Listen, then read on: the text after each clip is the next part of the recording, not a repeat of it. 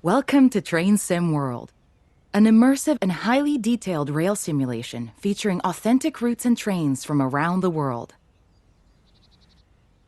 This is the training center. Here you can learn about how to navigate and interact with the world, as well as how to operate the many trains. Let's start by looking around. Find each of the markers and look at them.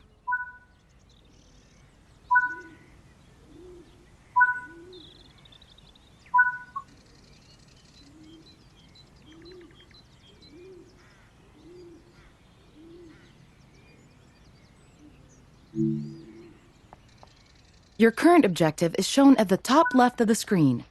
Walk to the blue marker to complete the current objective.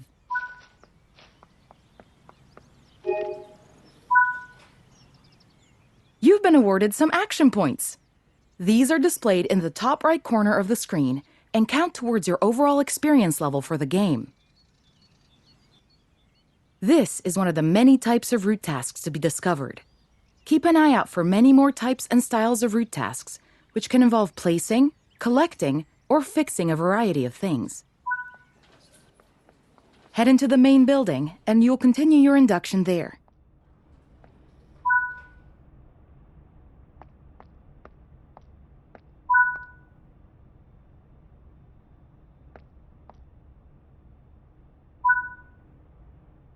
You can pause Train Sim World at any point to review objectives and a lot of other information about what's happening at the moment.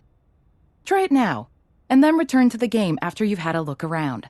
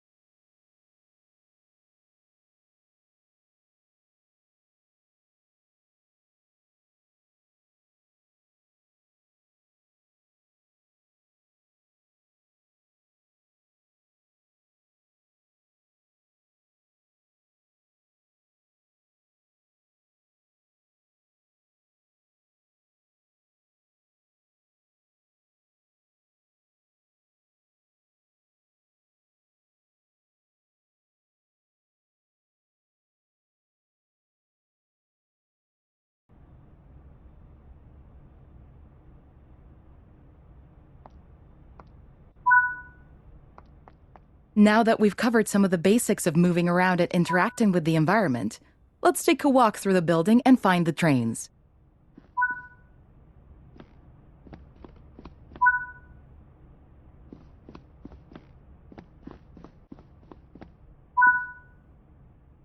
This is Central Square. From here, you can explore the main training center depot and surrounding yards.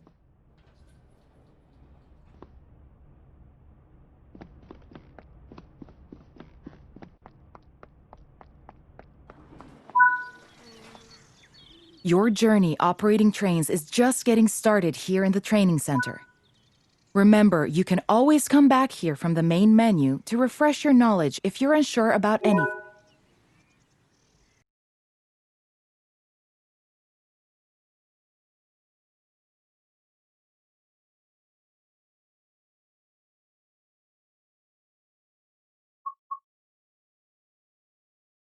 This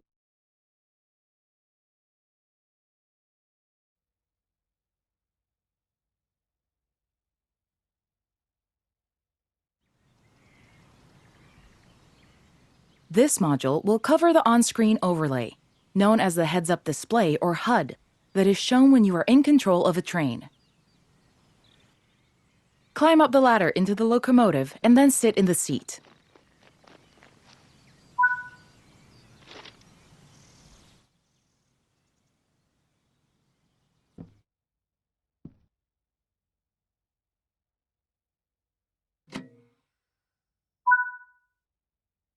Welcome to the most important seat in the train. While sitting here, you'll be in full control.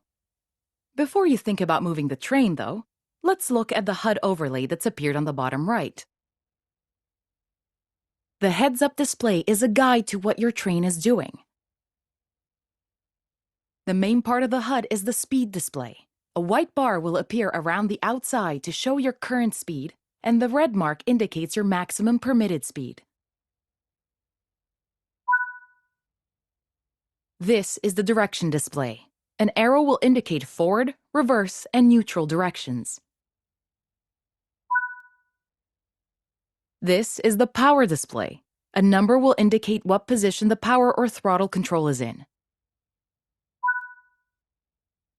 These are the brake indicators. The exact ones shown will vary by train and will often be visible in the train itself on various gauges. They tell you what's happening in the braking system. The most important one is the BC or brake cylinder. If that's reading 0, then your brakes are released. Anything else, and brakes are applied and you won't be able to move.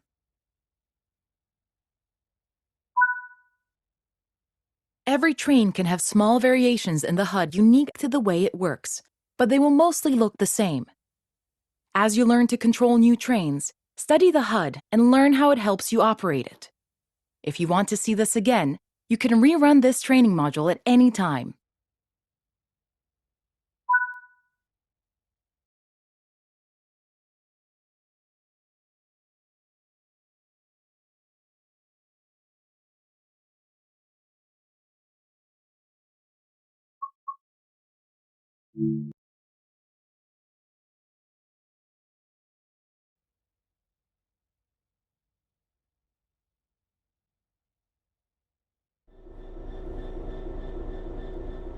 In this training module, you're going to look at making the train move and then bringing it to a stop again.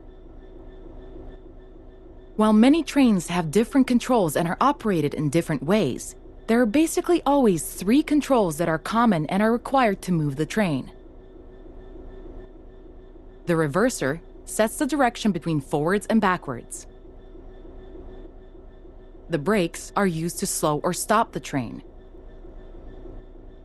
The throttle controls how fast the train accelerates. We want to move the train forwards, so move the reverser in that direction. Keep the brake control in release until you can see the brake pipe control needles are reading 5 bar, pointing upwards. This will release the brakes fully. Watch the brake cylinder, or BC gauge, to see it gradually reduce to 0, which tells you that the brakes are now fully released and you can move the train. Apply some throttle to get the train. As you apply power, notice the amp bar rising. This is the amount of power being fed into the traction motors. Now that you've reached your target speed, you can move the throttle control back to 0. The train will then coast on level ground, and the train will only slow down very gradually.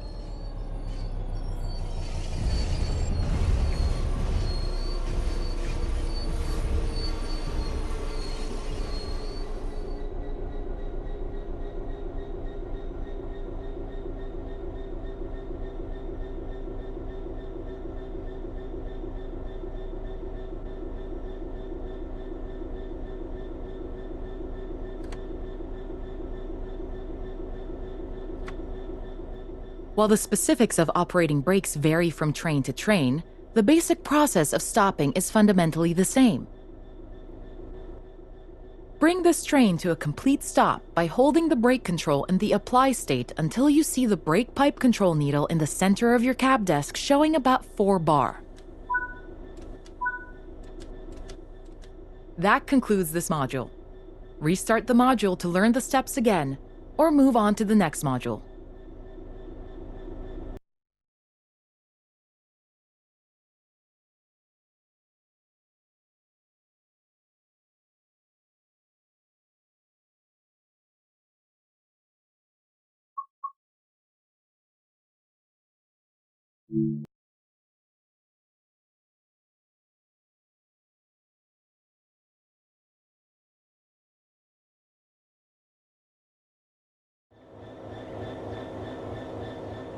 This module will go over the fundamentals of operating junctions to change the path your train will take, and how to navigate using the map.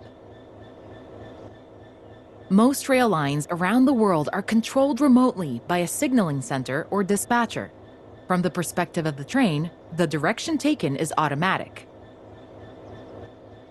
But within yards and depots, many small and frequent movements are required. This makes remote control of the track impractical. In these locations, the direction taken is manually controlled. You can set junctions by either walking up to them and interacting with them, or going to the 2D map and changing them from there. Let's change this junction by hand first. Walk over to it and change it by operating the lever. Notice how the point blades move on the track. Try moving it a few more times until you can see how it works.